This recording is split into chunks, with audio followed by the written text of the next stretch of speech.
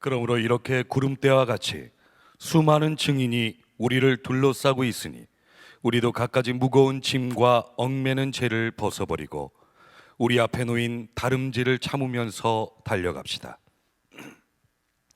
믿음의 창시자여 완성자이신 예수를 바라봅시다. 그는 자기 앞에 놓여 있는 기쁨을 내다보고서 부끄러움을 마음에 두지 않으시고 십자가를 참으셨습니다. 그리하여 그는 하나님의 보좌 오른쪽에 앉으셨습니다. 자기에 대한 죄인들의 이러한 반항을 참아내신 분을 생각하십시오. 그리하면 여러분은 낙심하여 지치는 일이 없을 것입니다. 여러분은 죄와 맞서서 싸우지만 아직 피를 흘리기까지 대항한 일은 없습니다.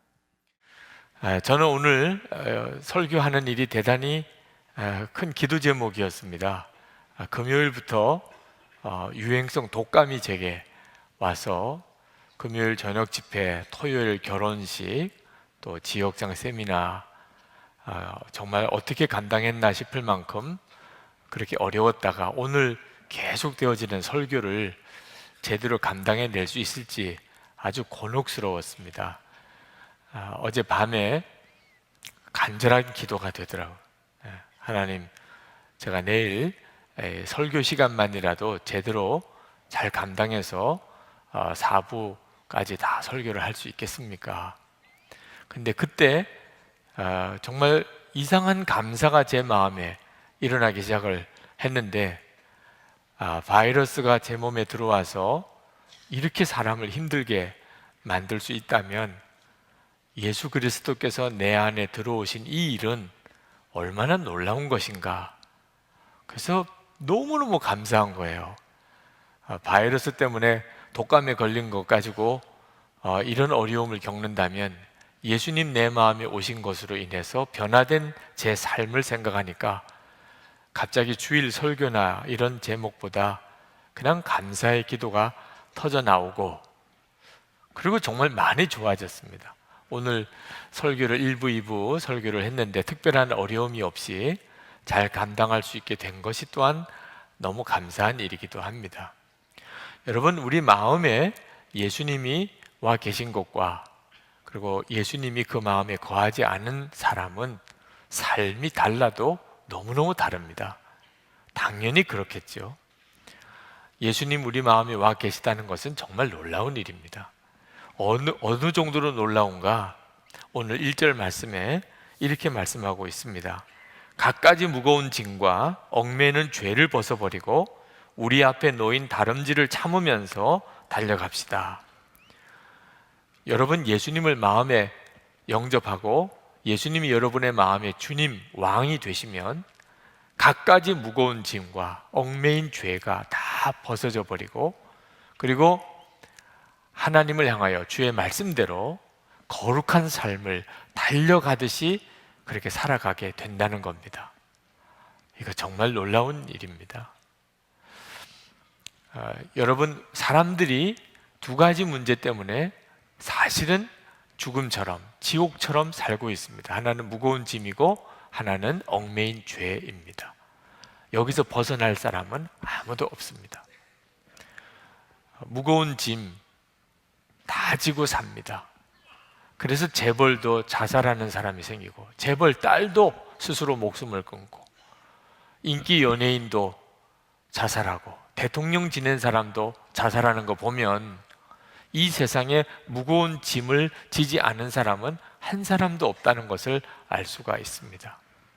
그래도 무거운 짐은 그나마 좀 낫습니다. 누구한테 하소연도 할 수도 있고 또 위로도 받을 수 있고, 얽매인 죄는 말하기도 부끄러운 것입니다. 누구에게 이야기를 합니까? 그 얽매인 죄에 살고 있는 것을. 사람의 본성 속에 죄가 들어와 있기 때문에 도무지 죄를 끊어버릴 수가 없습니다. 그래서 사람은 평생 두려움과 염려, 근심과 걱정, 이런 무거운 짐과 그리고 해결하지 못하는 죄에 매여서 사는 거죠. 그런데 이걸 벗어버릴 수 있다는 겁니다. 예수를 믿으면 그 무거운 짐과 얽매인 죄가 다 벗겨진다는 거예요. 믿어지지 않는 일이죠. 우리가 예수를 믿고 누리는 정말 놀라운 축복입니다. 어떻게 그럴 수 있을까요? 먼저 1절 말씀에 보면 구름대와 같이 수많은 증인이 우리를 둘러싸고 있으니 라고 했습니다. 성경이 말하려고 하는 핵심은 이 무거운 짐 또는 얽매인 죄를 벗어버린 사람이 한둘이 아니라는 겁니다. 구름대와 같이 수많은 증인들이 있다는 거죠. 지난 히브리서 11장 강해를 설교하면서 드렸던 말씀입니다. 믿음의 증인들이 있습니다. 이 성경이 말하려고 하는 핵심은 바로 우리들도 그렇게 될 수 있다는 겁니다. 증인이 많다는 것만 말씀하려고 하는 게 아닙니다. 우리 주위에 우리 눈에 보이지 않으시지만 우리보다도 믿음으로 살아서 무거운 짐과 얽매인 죄를 벗어버리고 그리고 하나님의 말씀대로 거룩한 삶을 달려가듯이 살아간 수많은 증인들이 우리 주위에 있습니다. 그러므로 여러분, 안 된다고 핑계하지 말아야 됩니다. 세상에 근심 염려 안 하고 사는 사람이 누가 있겠어? 죄 안 짓고 사는 사람이 누가 있겠어? 이런 말을 하면 안 됩니다. 하나님께서 우리에게 그렇게 도전하고 계십니다. 많잖아. 그런 사람들이 너무너무 많잖아. 그리고 너도 그렇게 살 수 있어 라고 하시는 하나님의 말씀을 여러분이 붙잡으셔야 됩니다. 여러분 중에는 목사님, 사람도 사람 나름이지 않겠어요? 의지가 있는 사람, 믿음이 좋은 사람, 이런 사람들은 그렇게 살 수도 있겠지만 전 그렇지 못해요. 저는 의지도 약하고 능력도 없고 믿음도 없고 저는 도무지 근심 염려에서 벗어날 수도 얽매인 죄를 벗어날 수도 저는 없습니다. 혹시 그런 좌절에 빠져 있는 분이 계시다면 오늘 말씀을 잘 들으시기 바랍니다. 여러분의 능력하고 아무 상관이 없습니다.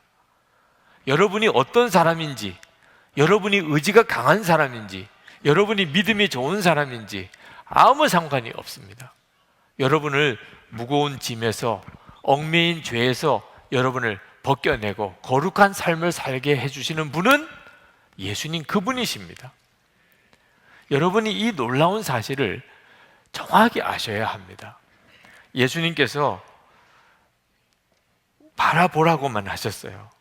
2절 말씀에 보면 믿음의 창시자요 완성자이신 예수를 바라봅시다. 하나님께서 우리에게 도전하신 것은 예수님을 바라보라고 하는 겁니다.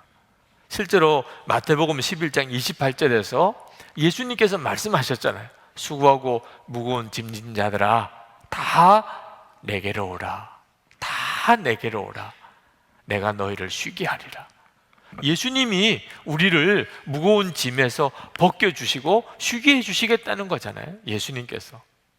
요한일서 5장 18절에 보면 하나님께로부터 난 자는 다 범죄하지 아니하는 줄을 우리가 아노라.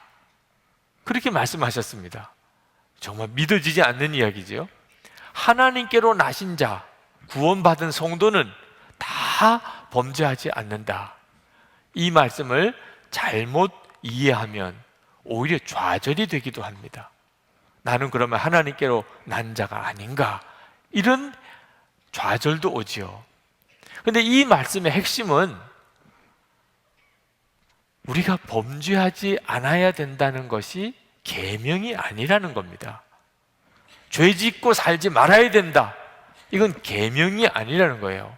이건 하나님의 약속이라는 겁니다. 하나님이 그렇게 해주시겠다는 놀라운 약속이라는 거예요.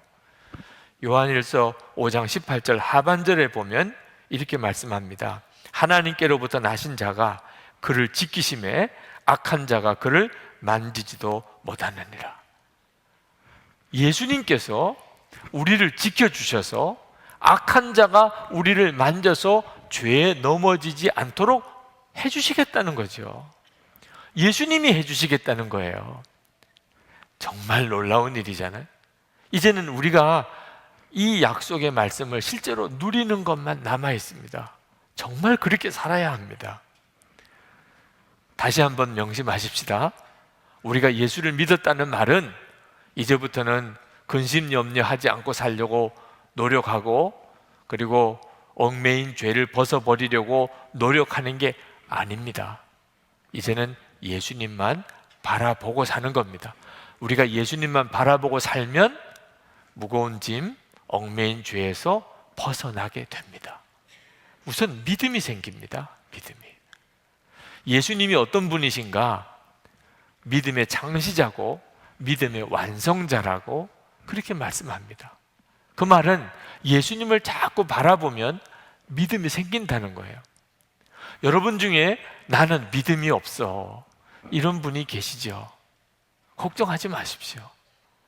믿음은 여러분이 노력해서 얻는 게 아니고 여러분이 그저 예수님을 바라보려고만 하면 믿음이 생깁니다.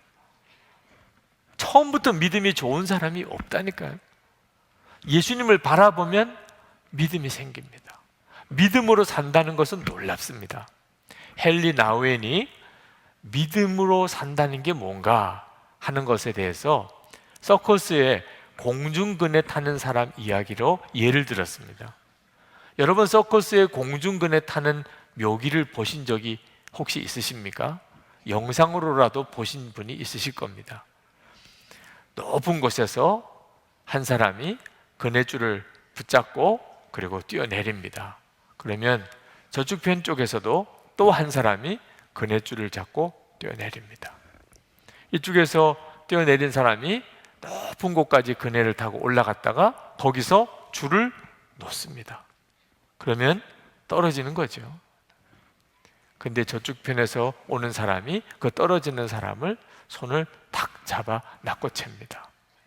정말 묘기죠. 박수가 나올 만한이죠. 자, 그런데 이건 전적으로 믿음으로만 가능하다는 겁니다.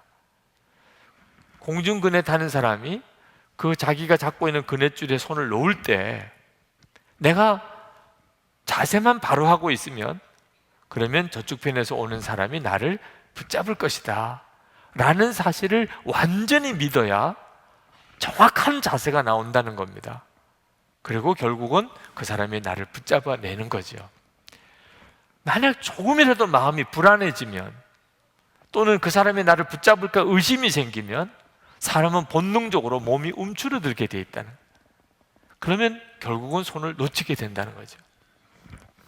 헨리 나우엔이 설명하기를, 공중근에 타는 사람이 공중에 몸을 던지고 완벽한 자세를 취하는 그 순간의 마음, 그것이 믿음이라 그랬습니다. 여러분은 다 예수님을 믿는다고 하죠. 여러분이 예수님을 믿고 산다는 것이 꼭 이 같은 마음입니까? 예수님이 나를 붙잡아 주실 거야, 예수님이 나를 인도하실 거야, 예수님이 나에게 말씀하실 거야, 예수님이 나를 지켜주실 거야.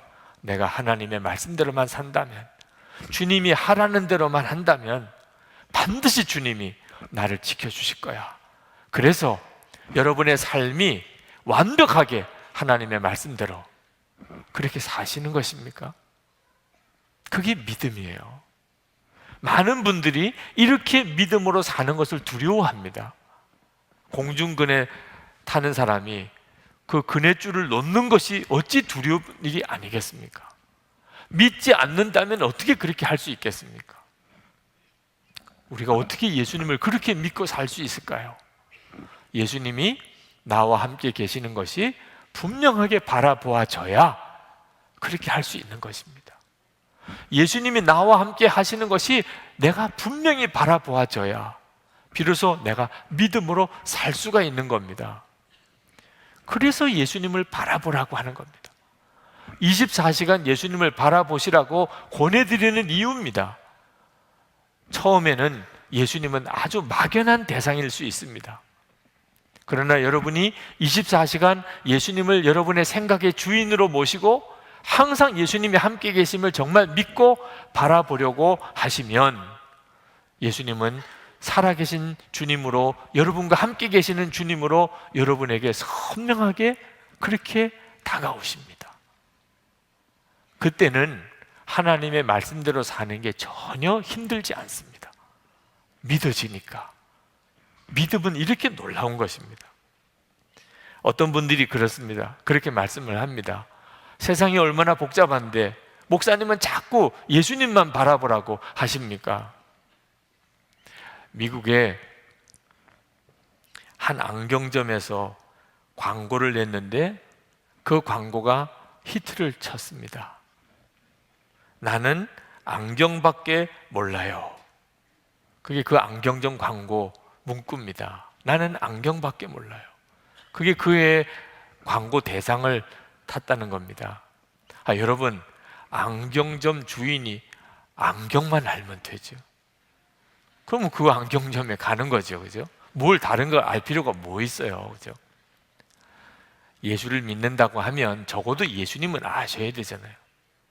그래야 예수님을 믿는 거잖아요. 우리가 아는 게 꽤 많습니다.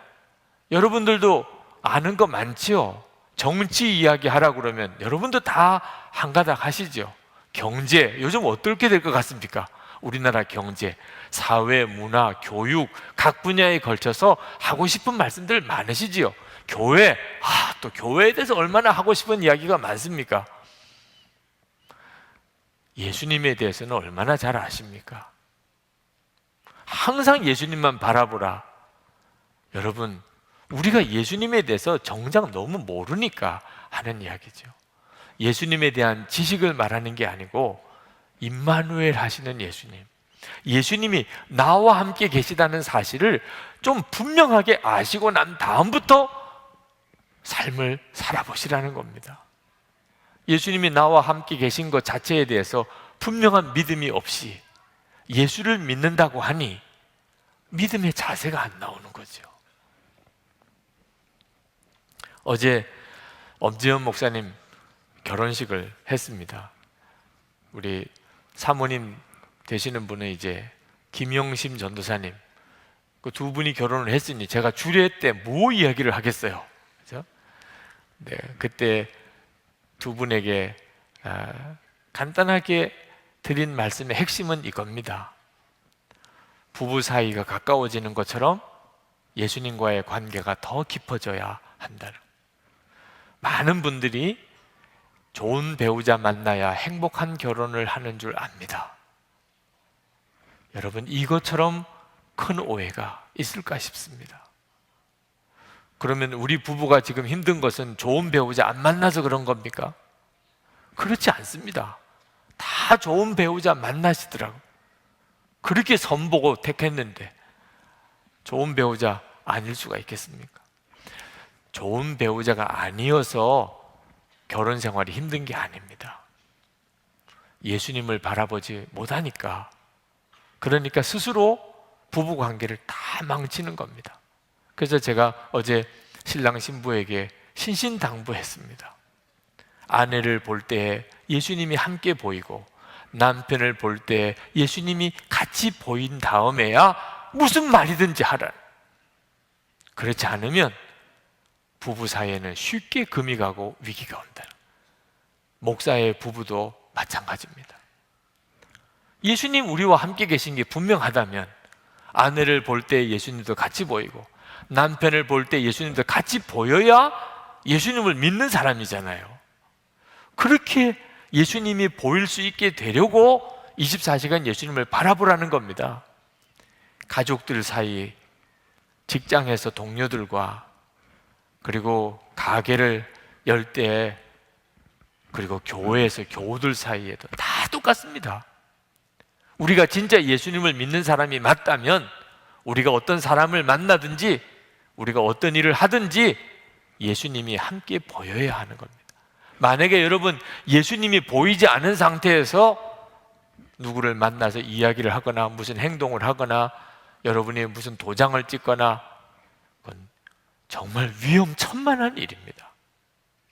그렇게 하니까 우리 주님이 우리를 붙들어 주실 수가 없는 겁니다. 이스라엘 백성들이 출애굽했을 때 하나님께서 무려 40년 동안이나 이스라엘 백성들을 그 조그만 아라비아 광야에 헤매고 또 헤매게 만드셨습니다. 도대체 하나님은 무슨 일을 하신 거죠? 하나님만 바라보는 훈련을 시키신 겁니다. 40년 동안. 아침에 만나를 먹을 때 하늘에서 만나가 내려옵니다. 구름 기둥, 불 기둥으로 지금 떠나야 될지 머물러야 될지 밤낮으로 하나님이 사인을 보내고, 불뱀에 물려 죽어갈 때 구리뱀을 보고 그 고침을 받았습니다. 전쟁이 일어났을 때 모세는 산에 올라가서 손을 들고 기도하면 이기고 손을 내리면 지고, 40년 동안 하나님은 이스라엘 백성들에게 하나님만 바라보고 아무것도 가진 것도 없고 농사도 지을 수가 없고, 그런데도 거기서 먹고 살고 신발 떨어지지 않고 옷 헐어지지 않고 그렇게 사는 법을 가르치셨어요. 그리고 하나님의 백성 되었다고 가나안 땅에 들여보내셨습니다. 우리가 24시간 예수님을 바라보고 살자는 것이 전혀 이상한 게 아닙니다. 이것부터 되어야, 예수님을 바라보는 믿음이 분명해야 비로소 예수를 믿는 사람이고, 그리고 하나님은 우리를 인도하실 수가 있습니다.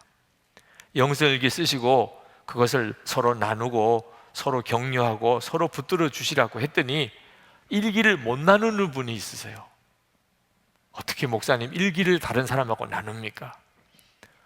다른 사람에 대해서 굉장히 부담스러워하는 사람, 여러분, 그건 솔직히 하나님이, 예수님이 내 마음의 왕이 되시는 것을 부담스러워하는 겁니다.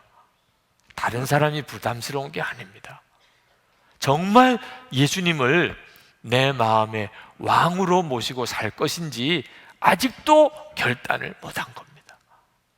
예수님을 내 마음에 진짜 왕으로 모시고 살기를 결단하고 나면 내 마음 다 열어 보여줘도 아무 상관없습니다. 그냥 사람들에게 오히려 보여주고 싶습니다. 내 마음을, 예수님이 왕이신 내 마음을 다 보여주고 싶지, 그거 감추고 살고 싶은 사람 없습니다. 예수님을 왕으로 모시지 못하니까 마음을 드러내기가 힘든 거지요. 여러분, 이거 훈련입니다. 예수님이 내 마음의 왕 되시고, 그리고 주님만 계속 바라보는 삶은 결심한다고 하루아침에 이루어지는 게 아닙니다. 우리가 장례식에 가면, 야, 이제 고인은 무거운 짐, 또 얽매인 죄 다 벗어버렸구나, 그런 생각이 들지요. 죽었으니까. 죽은 사람이 무슨 무거운 짐과 얽매인 죄가 있으시겠어요? 자, 그런데 여러분, 이게 꼭 죽을 때만 그렇게 되는 게 아닙니다. 분명히 죽으면, 그러면 무거운 짐, 얽매인 죄 다 벗어지는 거죠. 그렇지만 예수를 믿으면 그때 죽는 거 아십니까? 수도 없이 들으셨잖아요. 예수를 믿으면 그때 우리는 죽습니다. 로마서 6장 3절 4절 말씀 한번 보실까요? 무릇 그리스도 예수와 합하여 세례를 받은 우리는 그의 죽으심과 합하여 세례를 받은 줄을 알지 못하느냐. 그러므로 우리가 그의 죽으심과 합하여 세례를 받음으로 그와 함께 장사되었나니, 이는 아버지의 영광으로 말미암아 그리스도를 죽은 자 가운데서 살리심과 같이 우리로 또한 새 생명 가운데서 행하게 하려 함이라. 분명히 성경은 말하고 복음은 증거합니다. 예수를 믿는다는 것은 예수님과 함께 죽은 것이라. 그래야 예수님의 부활과 함께 새 생명으로 살게 된다고 말합니다. 여러분, 예수 믿고 세례 받았다는 말은 장례식 치른 사람이라는 뜻입니다. 우리는 장례식 치르고 사는 사람입니다. 여러분, 장례식 치를 때 죽은 사람에게 뭐라고 하십니까? 이제 무거운 짐, 얽매인 죄 다 벗어버렸구나. 그러니 누가 예수 믿는 우리를 보고 똑같이 말할 수 있어야 됩니다. 저 사람 예수 믿었으니 이제 무거운 짐도 다 벗어버렸네, 얽매인 죄도 다 벗어버렸네. 그렇게 해야 된다는 겁니다. 그게 바로 예수님을 믿는 것입니다. 암에 걸린 사람, 삶이 바뀝니다. 암입니다. 이런 선고를 의사에게 받을 때, 그때 그 사람의 마음에 죽음을 연상하게 됩니다. 내가 죽을 때가 가까웠구나. 지난주 월요일에 홍정길 목사님 설교하실 때 당신이 암이라는 것을 밝히셨어요. 그러면서 하시는 이야기가, 저도 주님으로부터 초청장을 받았습니다. 주님으로부터 초청장을 받은 마음입니다. 죽음이 전에는 막연하게 생각이 되다가 지금은 나에게는 현실이 되었습니다. 그러나 아직 죽은 거는 아닙니다. 죽지는 않았는데 죽은 겁니다. 그러니 달라지는 거예요. 사람을 만나도 달리 보이고, 문제를 만나도 달리 보이고, 돈, 성공, 명예 다 달리 보이고, 근심과 걱정거리 다 이제는 달리 생각이 들고, 사람들을 볼 때 다 귀하게 보이고, 가까이 있는 사람들이 다 귀해요. 싸우고 살 이유가 없어요. 그저 칭찬하고 격려하고 사랑하고만 살고 싶어요. 여러분, 우리가 암에 걸려서야만 이걸 깨달으면 정말 난감하죠. 우리는 이미 예수님을 믿을 때 그와 같이 된 겁니다. 여러분이 예수님을 믿으셨다는 이야기는 이미 여러분의 죽음은 현실이 되었습니다. 나는 죽었습니다. 그게 예수 믿은 자의 고백입니다. 우리가 그걸 분명하게 고백하면 예수님은 우리의 생명이 비로소 되십니다. 갈라디아서 2장 20절에 내가 그리스도와 함께 십자가에 못 박혔나니 그런즉 이제는 내가 사는 것이 아니요 오직 내 안에 그리스도께서 사시는 것이라. 이제 내가 육체 가운데 사는 것은 나를 사랑하사 나를 위하여 자기 자신을 버리신 하나님의 아들을 믿는 믿음 안에서 사는 것이라. 그러므로 예수를 믿으면 무거운 짐, 얽매인 죄에서 벗어나는 겁니다. 만약에 내가 예수를 믿었다고 하지만 여전히 근심과 걱정, 무거운 짐 또는 은근슬쩍 은밀한 얽매인 죄에서 벗어나지 못하고 있다면 나는 아직도 예수님을 분명하게 믿고 있는 게 아닙니다. 이용규 선교사님 최근에 떠남이라고 하는 제목의 책을 출간을 하셔서 읽어보고 은혜를 받았습니다. 이용규 선교사님의 책 중에 이런 구절이 나오더라고요. 지금은 몽골 선교사로 계시다가 미국에 잠깐 가셨다가 지금 인도네시아로 가 계십니다. 인도네시아 가시기 전에 미국에 잠깐 머무실 때 그때 한국과 인도네시아에 사역이 있어서 열흘 동안 여행을 하시고, 그리고 이제 다 끝나고 이제 자카르타 공항으로 가면서 이제 집에 간다 그런 생각이 들어서 마음이 그렇게 좋더래요. 그런데 순간 내 집이 어디지? 내가 지금 어디로 가는 거지? 그런 생각이 들더래요. 왜? 오랫동안 몽골에서 살았습니다. 또 한국이 또 고국이니까. 그러다가 아니지, 미국이지, 내 집은 미국에 있지, 그런 생각이 들어서 순간 영 헷갈리는 일이 있었다는 내용을 거기다가 쓰셨어요. 그러면서 내 집이 어딘가 하는 생각을 해봤답니다. 도대체 어디가 내 집이지? 한국에서 태어나서 미국 가서 공부하고 몽골 선교사를 갔다가 다시 미국에 갔다가 인도네시아로 지금 가 있는 이분에게 있어서 집은 도대체 어디냐? 마음에 내린 결론은 아내가 기다리는 곳이 집이구나. 그냥 집에 간다고만 생각했는데 내가 가는 곳은 집이 아니고 아내였다는 거예요. 가족들이 있는 곳이 내가 집이구나. 그렇게 깨달았노라고 그렇게 쓰셨어요. 여러분, 우리가 예수님을 바라보면 그러면 여기서부터 천국의 삶을 삽니다. 예수님께서 이런 말씀을 하셨어요.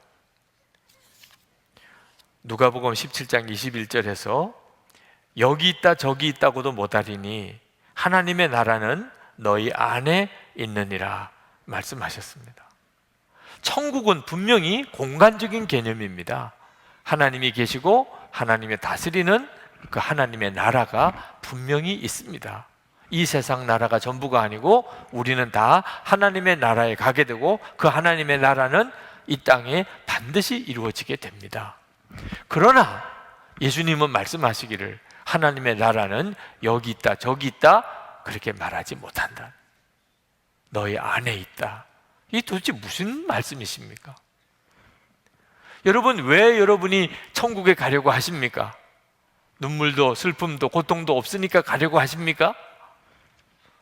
천국에는 주 예수님이 계시니까 가시려는 거죠.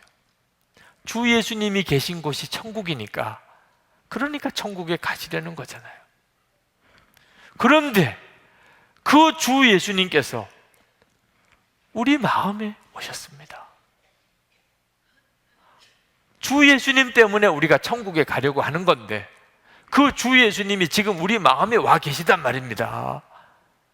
그러니 예수님을 마음에 영접한 자가 여기서부터 천국의 삶을 사는 겁니다. 우리는 예수님을 믿고 난 다음에 여기서부터 천국의 삶을 사는 겁니다.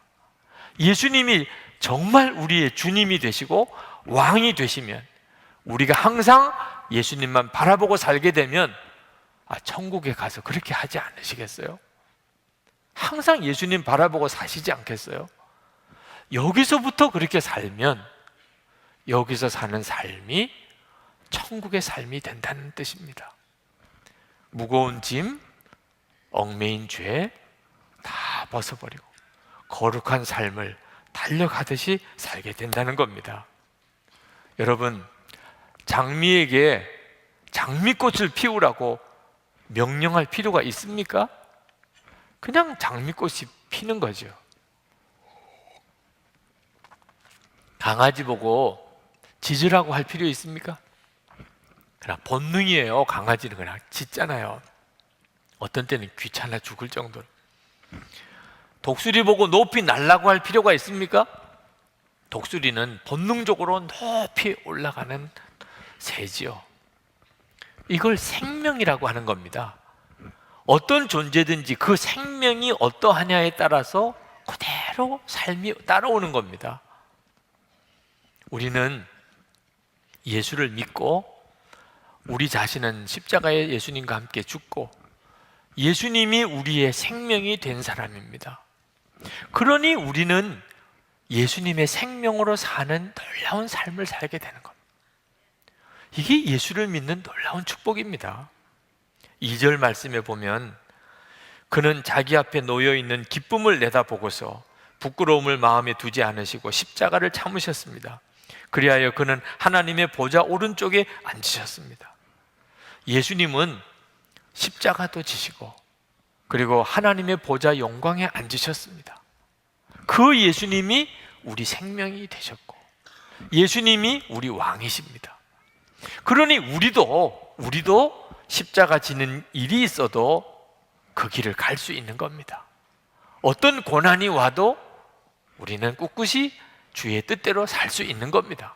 예수님이 우리 생명이시니까. 하나님께서 참 답답해 하셔서 하신 말씀이 4절에 나옵니다. 여러분은 죄와 맞서서 싸우지만 아직 피를 흘리기까지 대항한 일은 없습니다. 우리가 도무지 죄 안 지고 살 수 없다, 죄 안 지고 사는 사람 어디 있어? 말은 하지만 그게 죄 안 짓고 살 수 없어서 그런 게 아니고 우리가 죄와 피를 흘리기까지 싸우려고 하는 마음이 없기 때문이라는 거예요. 죄가 얼마나 무서운지도 모르고 예수님이 왜 십자가에 죽으셨는지도 아직도 깨닫지 못하고 죄를 은근슬쩍 좋아하니까, 그러니까 죄를 못 벗어나는 거예요. 제가 신학교 때 미성년자 불가 영화를 보고 너무너무 마음이 괴로워서 하나님 앞에 회개 기도는 했지만 다시는 안 보겠다는 말은 안 했어요. 네. 낙이 없을 것 같아. 제 속에 죄에 대한 즐거움이 있을 때는 이건 도무지 해결이 안 되는 겁니다. 죄가 즐겁고 속으로는 그것을 더 원하는 마음을 가지고 있는 다음에는 죄는 못 벗어나는 겁니다. 하나님께서 너희들이 죄와 피를 흘리기까지 싸우지 않았다 말씀하시는 이유입니다. 근데 여러분, 피를 흘리기까지 싸우는 건 어떻게 하라는 거죠? 무슨 산에 올라가서 고행을 하거나 수도를 하거나 하라는 뜻입니까? 나는 죽었습니다. 하나님이 다 이루어 놓으신 일이에요. 나는 죽었습니다. 여러분이 분명하게 믿고 고백하는 삶을 살라는 겁니다. 그때부터 주님의 역사가 일어납니다. 죄에서 일어납니다. 무거운 짐에서 일어납니다. 지난 목요일에 저녁 집회가 끝나고 굉장히 강한 기도의 영이 부어져서 그날 뜨겁게 기도하신 분들이 많으실 겁니다. 저도 간절한 마음으로 기도를 하고 있는데 누가 옆에 와서 기도를 해달라는 거예요. 기도 받으실 분들은 유치부실로 가시라고 말씀을 광고를 드렸는데도, 광고는 광고고 그냥 오셔서 기도를 해달라고 하셔서 오죽 답답하시면 그러실까, 오죽 힘드시면 그러실까. 그래서 기도를 해드렸습니다. 근데 그 중에 한 분이, 목사님, 새해 시작된 지 며칠도 되지 않았는데 결심한 거 다 무너졌어요. 그날이 1월 3일입니다. 진짜 작심삼일이더라고요. 네. 사람의 마음이 그런 모양입니다. 아무리 결심해도 3일인 모양이에요. 다 무너졌어요. 그 비참한 심정, 그건 기도 제목이 아니고 탄식이더라고요. 그분을 위해서 기도하면서 저도 똑같았다는 생각이 들더라고요. 수도 없이 좌절하고 넘어지고 안 되나 봐. 그렇게 믿음으로 살아보려고, 하나님 기뻐하는 뜻대로 살아보려고 애를 썼는데도 안 되는 걸 어떻게 해요? 결심해도 안 되고 노력해도 안 되고, 그렇게 버티다가 결국은 무너지고 나면 그 절망감이라는 건 말할 수도 없어요. 심지어 목사 그만둘 생각까지도 했을 정도니까. 그때 제가 몰랐던 것이 몸부림치는 것 때문에 안 된다는 거예요. 제가 바로 살아보려고 몸부림치는 거, 그것 때문에 안 된다는 걸 몰랐어요. 몸부림치는 게 왜 죄입니까? 그걸 몰랐다니까. 갈라디아서 2장 20절 말씀을 강의하기 위해서 기도하다가 이건 죽은 거구나, 벌써 죽은 거구나, 죽으려고 하는 게 아니고 이미 죽은 거구나. 하나님께서 저에게 어느 날 정말 절망에 빠졌을 때, 저 자신에 대한 절망이었습니다. 그때 나는 죽었습니다, 이 고백이 툭 튀어나오게 하시고, 그리고 제가 건짐을 받았어요. 더 이상 어떻게 기도할 수도 없었습니다. 그냥 나는 죽었습니다. 여러분 중에도 여러분 자신에 대해서 절망하고 도무지 안 돼, 근심과 걱정 떨쳐버려지지가 않고 얽매인 죄 해결이 안 되고, 이래서 내가 무슨 복을 받겠나 이런 생각에 사로잡혀 있는 분들, 여러분의 절망을 주님은 기뻐하십니다.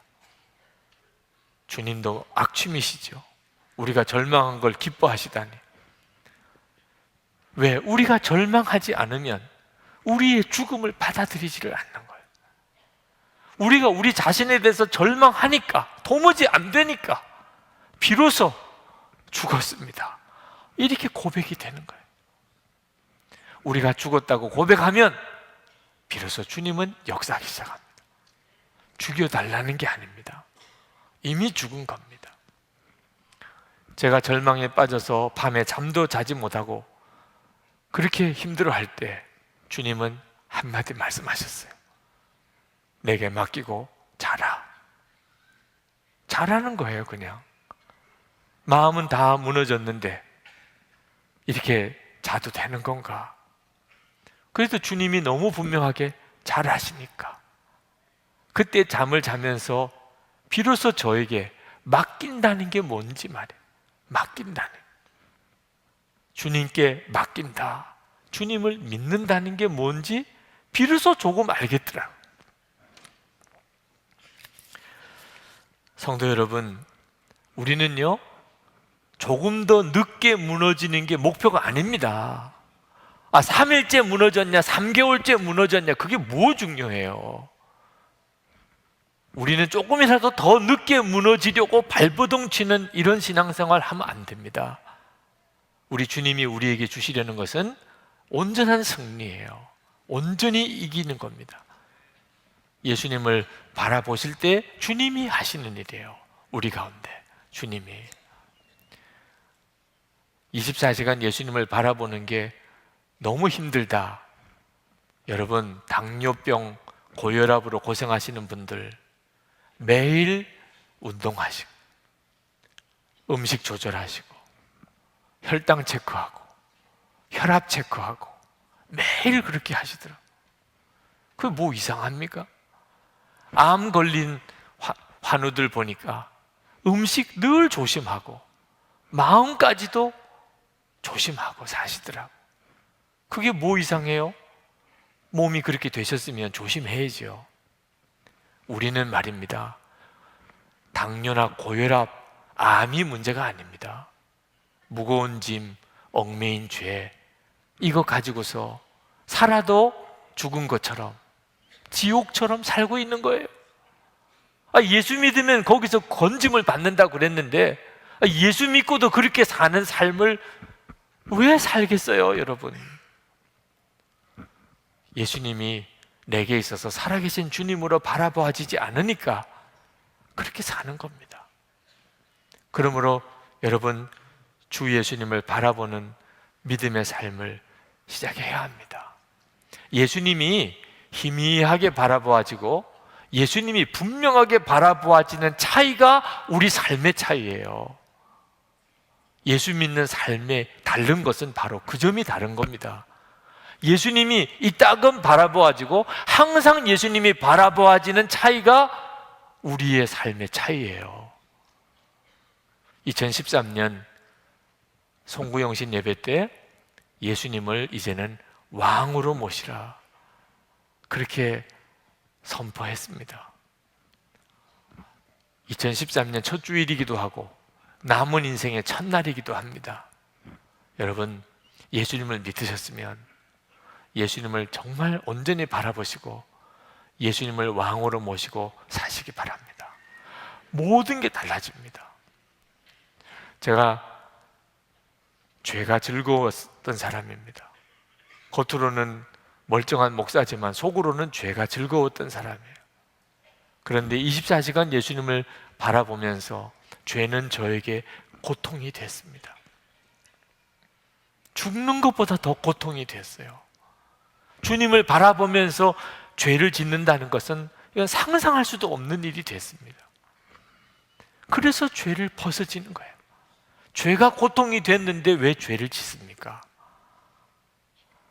벗어집니다. 무거운 짐, 근심 염려가 안 되는 걸, 주님을 바라보면 근심이 안 되는 걸, 사람이 두렵지가 않은 걸, 고생이 두렵지가 않은 걸, 주님을 바라보니까 죄가 고통스러운 거 완전히 뒤집어집니다. 오늘 이 시간에 정말 죄짐에서 벗어나기를 원하시는 하나님이 오늘 나에게 결정적인 어떤 계기를 마련해 주시나 보다, 그렇게 주님이 역사하시는 분, 오늘 여러분 주님께 그렇게 반응을 한번 해보시기 바랍니다. 찬송을 한번 같이 부르고 싶습니다. 죄짐을 지고서 고나거든 내 마음속에 주 영접하며 새 사람 되기를 원하거든 내 구주를 영접하라.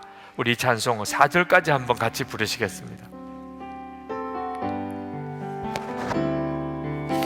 죄짐을 지고서 고나거든 내 마음속에 주 영접하며 새 사람 되기를 원하거든 내 내 구주를 영접하라. 의심을 다 버리고 구주를 영접하라.